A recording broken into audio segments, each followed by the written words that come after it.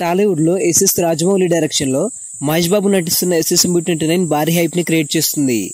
Baahubali, triple లాంటి global hits తర్వాత రాజమౌళి నుంచి వస్తున్న ఈ సినిమా కోసం అభిమానులు ఎంతో ఆసక్తిగా ఎదురుచూస్తున్నారు. ఈ సినిమా షూటింగ్ ఇప్పటికే హైదరాబాద్ లో జరుగుతుండగా Mahesh Babu rugged look, intensive action scenes social మీడియాలో లీక్ అయి ట్రెండ్ అవుతున్నాయి. ఈ సినిమా 2027లో అయితే రిలీజ్ కాబోతుంది. SS-29 ఒక గ్లోబల్ యాక్షన్ అడ్వెంచర్ థ్రిల్లర్ గా రూపొందబోతుంది.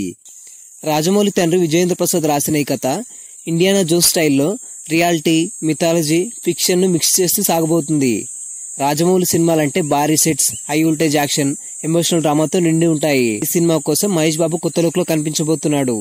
ఇది ఇప్పటికే అభిమానులు విపరీతమైన ఆసక్తిని రేకెత్తిస్తుంది. రాజమౌళి ఇప్పుడు కూడా తన సినిమాలో భారీ కాస్టింగ్ తోనే విపరీతమైన హైప్ తీసుకొస్తాడు.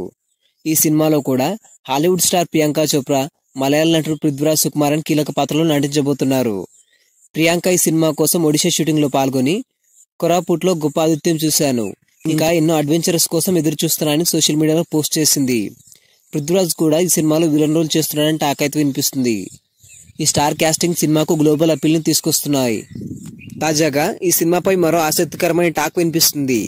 తమిళ స్టార్ చియాన్ విక్రమ్ ను రాజమౌళి సినిమాలో ఒక పాత్ర కోసం సంప్రదించినట్లు సమాచారం. విక్రమ్ తో రాజమౌళి పాత్ర గురించి మాట్లాడారంట. కానీ ఇంకా ఏది ఫైనల్ కాలేదని సోర్స్ చెబుతుంది.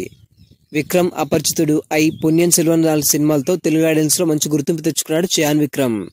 ఇక ఈ సినిమాలో చేరితే పాన్ ఇండియా వైడ్ గా తనకి మరింత బలం చేకూరబోతుంది.